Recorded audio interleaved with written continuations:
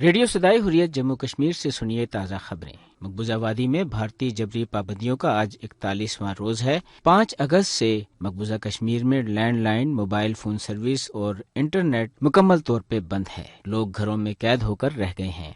مسلسل lock down اور پابندیوں کی وجہ سے ادویات اور اشیاء ضروریہ کی قلت پیدا ہو گئی ہے۔ وزیر اعظم پاکستان عمران خان نے کہا ہے کہ کشمیریوں کے لیے پاکستان ہر حد تک جائے گا۔ الجزیرہ ٹی وی کو انٹرویو دیتے ہوئے انہوں نے کہا کہ ایٹمی جنگ کے خطرناک نتائج ہوں گے۔ نوبل انعام یافتہ معروف خواتین نے بل اینڈ میلنڈا گیٹس فاؤنڈیشن سے بھارتی وزیر اعظم نریندر مودی کو ایوارڈ نہ دینے کی درخواست کی ہے۔ اپنے خط میں انہوں نے لکھا کہ بھارت میں انسانی حقوق اور جمہوریت کو مستقل خطرہ لاحق ہے، کیونکہ وہاں مسلمانوں اور عیسائیوں سمیت دیگر اقلیتوں پر حملے کیے جا رہے ہیں۔ مقبوضہ کشمیر میں بھارتی جارحیت پر امریکی سینیٹر باب کیسی نے تشویش کا اظہار کیا ہے۔ انہوں نے کہا کہ جموں کشمیر کے عوام کی سلامتی اور حفاظت پر انہیں گہری تشویش ہے۔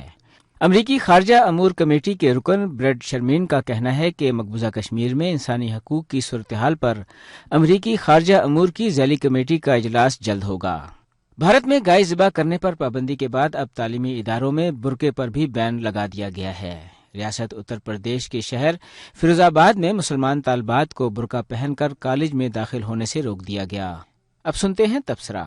آج اگر عالمی ایوانوں میں مسئلہ کشمیر کے حل کی گونج سنائی دے رہی ہے، یہ جہاں کشمیری عوام کی لازوال قربانیوں کا نتیجہ ہے، وہاں پاکستان کی سفارتی کوششوں کا بھی اس میں بڑا عمل دخل ہے۔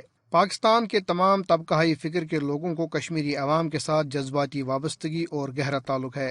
کشمیری عوام آج جن حالات سے گزر رہے ہیں اور جس طرح گزشتہ 41 دنوں سے وہ بھارتی فورسز کے گھیرے میں ہیں، اس پر ہر پاکستانی دل گرفتہ ہے۔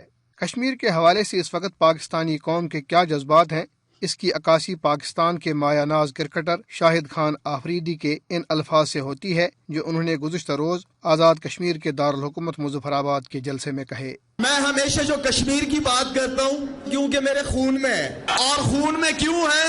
کیونکہ آزاد کشمیر کے بڑوں نے میرے دادا کو عبد الباقی صاحب پیر اور بھوٹان شریف کو 1949 میں غازی کشمیر کا لقب دیا ہے، تو اس لیے میں کشمیر کے ساتھ ہوں، میں ہر ظالم کے خلاف ہوں، مظلوم کے ساتھ ہوں۔ بات انسانیت کی ہے، دنیا کے کسی کونے میں بھی ظلم ہوگا، ہم پاکستانی، ہم مسلمان ان کے لیے ہمیشہ آواز اٹھائیں گے ظلم کے خلاف۔